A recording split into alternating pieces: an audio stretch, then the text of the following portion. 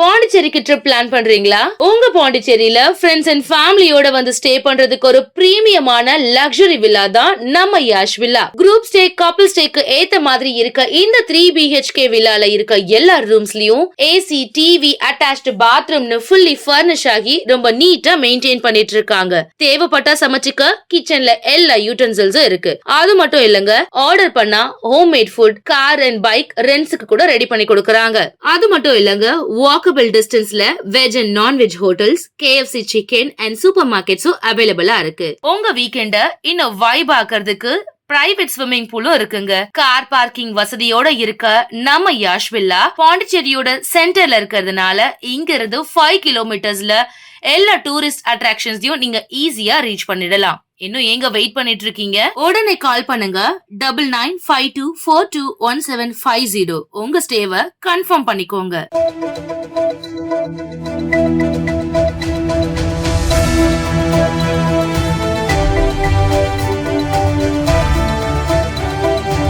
வணக்கம். சக்தி சேனலில் புதுவையின் இன்றைய நிகழ்வுகள். புதுச்சேரியில் முன்விரோதம் காரணமாக வாலிபரை கத்தியால் வெட்டி கொலை செய்ய முயன்ற 5 பேரை போலீசார் கைது செய்தனர். புதுச்சேரி பூமியார்பேட்டை பாவாணர் நகரை சேர்ந்தவர் செந்தில் மகன் சிவா 19 பெயிண்டர். இவருக்கும் அதே பகுதியை சேர்ந்த சிவகுரு, விக்கி மற்றும் விஜய் ஆகிய மூவருக்கும் இடையே கடந்த ஆண்டு திருமணத்தில் பேனர் வைப்பது தொடர்பாக பிரச்சனை இருந்து வந்தது. இந்த நிலையில் சிவா நேற்று முன்தினம் இரவு 12 மணியளவில் பாவாணர் நகரில் உள்ள தனது நண்பர் வீட்டிற்கு சென்றார். அப்போது அங்கு வந்த சிவகுரு, விக்கி மற்றும் விஜய் ஆகிய மூவரும் சிவாவை வழிமறித்து தகராறு செய்து கத்தியால் தலை மற்றும் தோள்பட்டையில் வெட்டிவிட்டு தப்பி சென்றனர். படுகாயம் அடைந்த சிவாவை அவரது நண்பர்கள் மருத்துவமனையில் சேர்த்தனர். அங்கு அவருக்கு தீவிர சிகிச்சை அளிக்கப்பட்டு வருகிறது. இதுகுறித்து சிவாவின் தாய் இலக்கிய அளித்த புகாரின் பேரில் ரெட்டியார்பாளையம் போலீசார் வழக்கு பதிந்து சிவகுரு, விஜய், விக்னேஷ் மற்றும் இவர்களுக்கு உடந்தையாக இருந்த கார்த்திக் ஐயனார் ஆகிய 5 பேரை கைது செய்து சிறையில் அடைத்தனர்.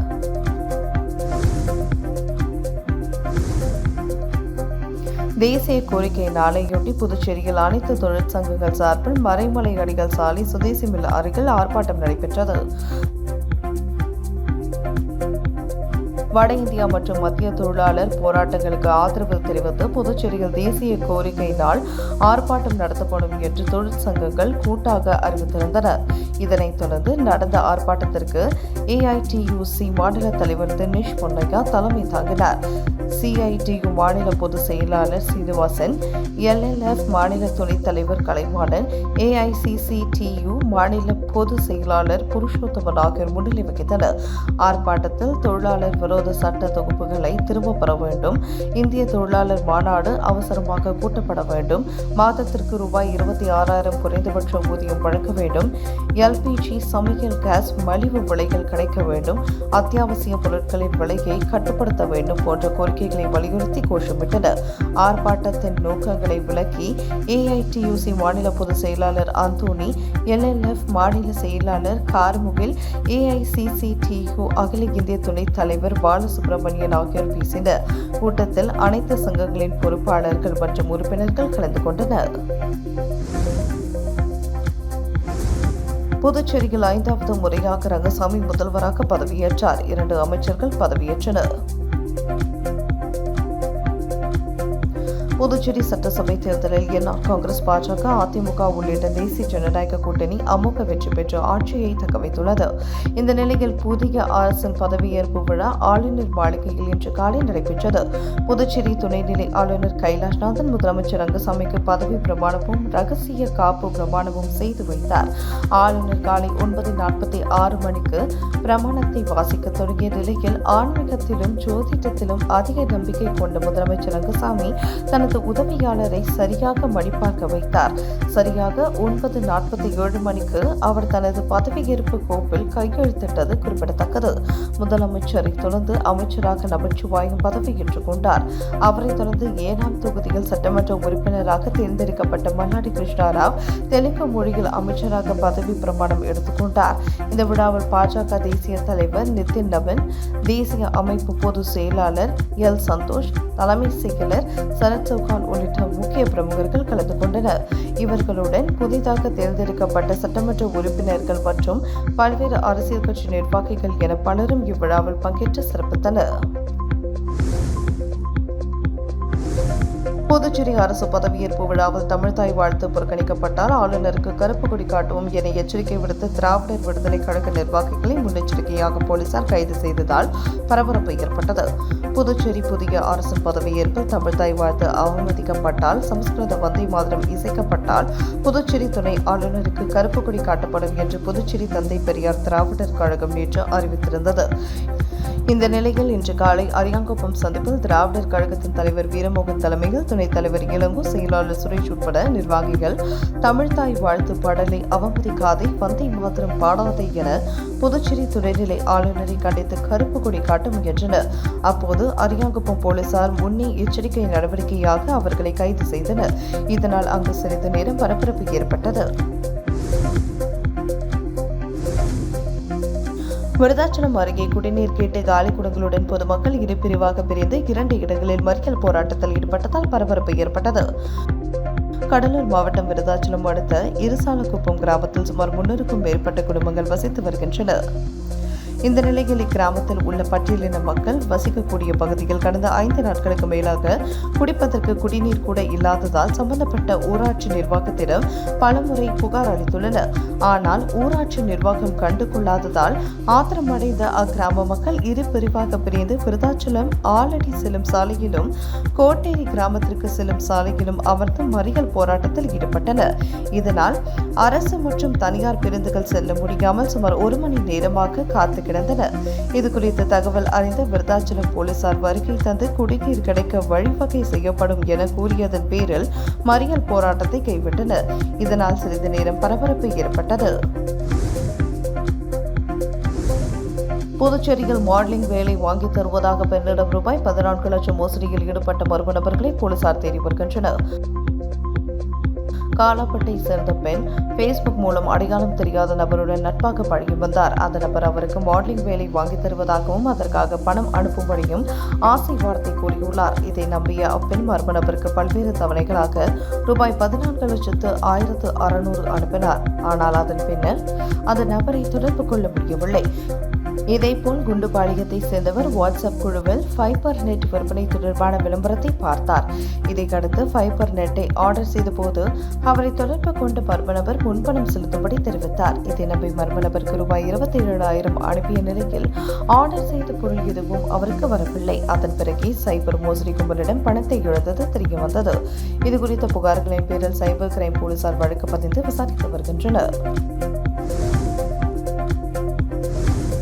திருநள்ளாற்றில் உள்ள உலக பிரசித்தி பெற்ற ஸ்ரீ சனீஸ்வர பகவான் ஆலயத்தில் வைகாசி பிரம்மோற்சவ விழா இன்று கொடியேற்றத்துடன் துவங்கியது. காரைக்கால் அடுத்த திருநள்ளாற்றில் உள்ள உலக பிரசித்தி பெற்ற ஸ்ரீ தர்பாரண்யேஸ்வர சுவாமி தேவஸ்தானம் ஸ்ரீ சனி பகவான் ஆலயத்தில் இந்த ஆண்டு வைகாசி பிரம்மோற்சவ விழா இன்று கொடியேற்றத்துடன் விமர்சையாக துவங்கியது. கொடியேற்றத்தை முன்னிட்டு ரிஷப கொடியை வீதியுலாவாக எடுத்து சென்று மீண்டும் ஆலயத்திற்கு வந்தடைந்த பின்னர் கொடிமரத்து கணபதிக்கு சிறப்பு அபிஷேகம் மற்றும் ஆராதனைகள் நடைபெற்றது. அதனைத் தொடர்ந்து வேத மந்திரங்கள், மங்கள வாத்தியங்கள் முழங்க கொடியேற்றப்பட்டது. கொடியேற்றத்தை தொடர்ந்து பஞ்சமூர்த்திகள் வீதியுலா நடைபெற்றது. நிகழ்ச்சியில் ஏராளமான பக்தர்கள் கலந்து கொண்டு சுவாமி தரிசனம் செய்தனர். விழாவின் முக்கிய நிகழ்ச்சிகளான 27ஆம் தேதி திருத்தேரோட்டமும் 28ஆம் தேதி சனி பகவான் தங்க காக்கை வாகனத்தில் வீதி உலாவும் நடைபெறவுள்ளது. புதுச்சேரி பிராந்தியமான ஏனாமில் சமூக வலைதளத்தில் அவதூறு பரப்பிய நபரின் செல்போனை போலீசார் பறித்ததால் செல்போன் டவரில் ஏறி வாலிபர் தற்கொலை மிரட்டல் விடுத்த சம்பவம் அரங்கேறியுள்ளது. புதுச்சேரி பிராந்தியமான ஏனாமை சேர்ந்தவர் முகமது ஆலிஷா, வயது 32. இவர் தனது சமூக வலைதள பக்கத்தில் ஏனாம் தொகுதியில் வெற்றி பெற்ற என்ஆர் காங்கிரஸ் வேட்பாளர் மல்லாடி கிருஷ்ணாராவை அவதூறாக விமர்சித்து பதிவுகளை வெளியிட்டதாக கூறப்படுகிறது. இதுகுறித்த புகாரின் பேரில் ஏனாம் போலீசார் முகமது ஆலிஷாவின் செல்போனை பறிமுதல் செய்து விசாரணை நடத்தி வருகின்றனர். இதனிடையே தனது தவறுக்கு மன்னிப்பு கோரி அவர் சமூக வலைதளத்தில் பதிவிட்டுள்ளார். தொடர்ந்து அவர் ஏனாம் போலீசாரிடம் தனது செல்போனை திரும்பி தரும்படி கேட்டுள்ளார். ஆனால் போலீசார் போலீசார் விசாரணையின் முடிவில் தான் தருவதாக கூறியுள்ளனர். இதனால் ஆத்திரமடைந்த முகமது ஆலிஷா அங்குள்ள செல்போன் கோபுரத்தில் ஏறி தற்கொலை மிரட்டல் விடுத்தார். இதுகுறித்து அந்த பகுதி மக்கள் போலீசாருக்கு தகவல் தெரிவித்தனர். உடனே போலீசார் தீயணைப்பு வீரர்கள் அங்கு விரைந்து சென்றனர். அவர்கள் முகமது ஆலிஷாவை சமாதானப்படுத்தினர். சுமார் 1 மணி நேர போராட்டத்திற்கு பிறகு கோபுரத்தில் இருந்து கீழே இறங்கி வந்தார். இதனால் சிறிது நேரமாக பரபரப்பு ஏற்பட்டது. கோவிந்தசாலை அந்தோணியார் கோவில் தெருவில் குடிசை மாற்று வாரியத்தின் சார்பில் அடுக்குமாடி குடியிருப்பு கட்டுமான பணிகளை தொகுதி எம்எல்ஏ நேரு ஆய்வு செய்தார். புதுச்சேரி கோவிந்தசாலை அந்தோணியார் கோவில் தெருவில் குடிசை மாற்று வாரியத்தின் மூலம் அடுக்குமாடி குடியிருப்புகள் கட்டப்பட்டு மக்கள் வசித்து வருகின்றனர். அந்த அடுக்குமாடி குடியிருப்புகள் சேதம் அடைந்து உள்ளதாக அப்பகுதி மக்கள் அளித்த புகாரின் பேரில் அரசு நிதி ஒதுக்கீடு செய்து சீரமைப்பு கட்டுமான பணிகளை மேற்கொண்டு வருகிறது. இந்த நிலையில் தொகுதி சட்டமன்ற உறுப்பினர் நேரு அந்தோணியார் கோவில் தெருவில் நடந்து வரும் அடுக்குமாடி குடியிருப்பு கட்டுமான பணிகளை பார்வையிட்டு தரமான முறையில் அமைக்கப்பட்டு வருகிறதா என ஆய்வு செய்தார். அப்போது குடிசை மாற்று வாரிய உதவி பொறியாளர் சுதர்சனம், இளநிலை பொறியாளர் உதயகுமார் உட்பட பலர் கலந்து கொண்டனர். தமிழகத்தை தொடர்ந்து புதுவையிலும் முதல்வர் பதவியேற்பு விழாவில் தமிழ்தாய் வாழ்த்து 3வது பாடப்பட்டுள்ளது. இதற்கு பல்வேறு தரப்பினரும் கண்டனம் தெரிவித்துள்ளனர். நடந்து முடிந்த புதுவை சட்டப்பேரவை தேர்தலில் என்ஆர் காங்கிரஸ் பாஜக கூட்டணி வெற்றி பெற்ற நிலையில் என்ஆர் காங்கிரஸ் தலைவர் ரங்கசாமி 5வது முறையாக இன்று முதல்வராக பதவியேற்றார். இந்த நிலையில் தமிழகத்தை தொடர்ந்து புதுவையிலும் இன்றைய முதல்வர் பதவியேற்பு விழாவில் தமிழ்தாய் வாழ்த்து 3வது பாடப்பட்டுள்ளது.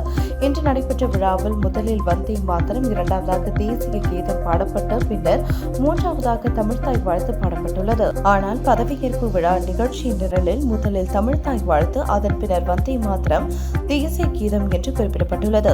இந்த சம்பவத்திற்கு பல்வேறு தரப்பினரும் கண்டனம் தெரிவித்துள்ளனர். புதுச்சேரி முதல்வராக 5வது முறையாக பதவியேற்கும் ரங்கசாமிக்கு வாழ்த்து தெரிவித்து திருப்பட்டினத்தில் என்ஆர் காங்கிரஸ் சார்பில் பட்டாசு வெடித்து கொண்டாடப்பட்டது. புதுச்சேரி சட்டமன்ற தேர்தலில் தேசிய ஜனநாயக கூட்டணி அதிகப்படியான இடங்களை கைப்பற்றி ஆட்சியை தக்க வைத்துள்ளது. இந்த நிலையில் 5வது முறையாக முதலமைச்சராக பதவியேற்கும் ரங்கசாமியை வரவேற்கும் வகையிலும் அவருக்கு வாழ்த்து தெரிவித்தும் என்ஆர் காங்கிரஸ் திருப்பட்டினம் தொகுதி பொதுச் செயலாளர் விஜயகுமார் ஏற்பாட்டில் 100க்கும் மேற்பட்ட என்ஆர் காங்கிரஸ் பொறுப்பாளர்கள் மற்றும் தொண்டர்கள் திருப்பட்டினம் கடைவீதியில் பட்டாசு வெடித்தும் இனிப்புகள் வழங்கியும் கொண்டாடினர். அப்போது முதலமைச்சர் ரங்கசாமி வாழ்க என முழக்கமிட்டு தங்களது மகிழ்ச்சியை வெளிப்படுத்தினர். இந்த நிகழ்ச்சியில் பெண்கள் உள்ளிட்ட 100க்கும் மேற்பட்ட என்ஆர் காங்கிரஸ் தொண்டர்கள் கலந்து கொண்டனர். காரைக்கால் சமத்துவபுரம் பகுதியில் நாய் மற்றும் பூனைகளுக்கு விஷம் வைத்து கொன்றவர் மீது நகர காவல் நிலையத்தில் வழக்கு பதிவு செய்து விசாரணை நடத்தி வருகின்றனர். காரைக்கால் மாவட்டம் சமத்துவபுரம் பகுதியில் நாய், பூனை உள்ளிட்ட விலங்குகள் மர்மமான முறையில் இருப்பதாக கிடைத்த தகவலின் பேரில் ஹோப் சைல்ட் அனிமல் ஃபவுண்டேஷன் அமைப்பினர் அப்பகுதியில் இது குறித்து விசாரித்த போது அங்குள்ள நபர் ஒருவர் கோழிகளை வளர்ப்பதற்காக நாய், பூனைகளுக்கு விஷம் வைத்து கொன்று இருப்பதாகவும் அந்த நபர் தொடர்ந்து நாய், பூனைகளை துன்புறுத்தி வருவதாகவும் அப்பகுதி மக்கள் தெரிவித்தனர். இதுகுறித்து ஹோப் சைல்ட் அனிமல் ஃபவுண்டேஷன் அமைப்பின் தலைவர் சிறில் இருதயராஜ் மாவட்ட காவல் கண்காணிப்பாளர் மற்றும் நகர காவல் நிலைய ஆய்வாளருக்கு புகார் அளித்தார். காரைக்கால் சமத்துவபுரம் பகுதியைச் சேர்ந்த பஷீர் மற்றும் அவரது மனைவி பர்வன் ஆகியோர் மீது நகர காவல் நிலையத்தில் வழக்கு பதிவு செய்யப்பட்டுள்ளது. அப்பகுதியில் இறந்த பூனைகளுக்கு காரைக்கால் கால்நடை பராமரிப்பு துறை அலுவலகத்தில் உள்ள கால்நடை மருத்துவமனையில் உடல் குழு ஆய்வு செய்யப்பட்டு வருகிறது. புதுச்சேரியில் 5வது முறையாக முதல்வர் ரங்கசாமி பதவியேற்றதைத் தொடர்ந்து திருப்புவனை தொகுதி மதகுடிப்பட்டு பகுதியில் என்ஆர் காங்கிரஸ் முன்னாள் எம்எல்ஏ கோபிகா தலைமையில் இனிப்பு வழங்கி கொண்டாடப்பட்டது. புதுச்சேரியின் முதலமைச்சராக அகில இந்திய என்ஆர் காங்கிரஸ் தலைவர் ரங்கசாமி 5வது முறையாக பதவியேற்கிறார். லோக் நிவாஸில் நடைபெற்ற விழாவில் துணைநிலை ஆளுநர் கைலாஷ்நாதன் அவருக்கு பதவி பிரமாணம் செய்து வைத்தார். ரங்கசாமி புதுச்சேரி முதல்வராக 5வது முறையாக பதவியேற்று சாதனை படைத்துள்ளார். இதனைத் தொடர்ந்து புதுச்சேரி முழுவதும் அவரது ஆதரவாளர்கள் பல்வேறு இடங்களில் பட்டாசு வெடித்து இனிப்புகள் வழங்கி வெகு சிறப்பான முறையில் கொண்டாடி வருகின்றனர். அதன் ஒரு பகுதியாக திருப்புவனை சட்டமன்ற தொகுதிக்கு உட்பட்ட மதகரிப்பட்டு பகுதியில் முன்னாள் சட்டமன்ற உறுப்பினர் கோபிகா தலைமையில் பொதுமக்களுக்கு இனிப்பு வழங்கி கொண்டாடப்பட்டது. இதில் என்ஆர் காங்கிரஸ் நிர்வாகிகள் திரளாக கலந்து கொண்டனர். உங்கள் சக்தி சேனலின் புதுவையின் அன்றாட நிகழ்வுகளை உடனுக்குடன் தெரிந்து கொள்ள சக்தி சேனல் புதுச்சேரி யூடியூப் சேனலை சப்ஸ்கிரைப் செய்து கொள்ளுங்கள். மறக்காமல் பெல் பட்டனையும் கிளிக் பண்ணுங்க. ஷேர் பண்ணுங்க, லைக் பண்ணுங்க. உங்கள் சக்தி சேனல்.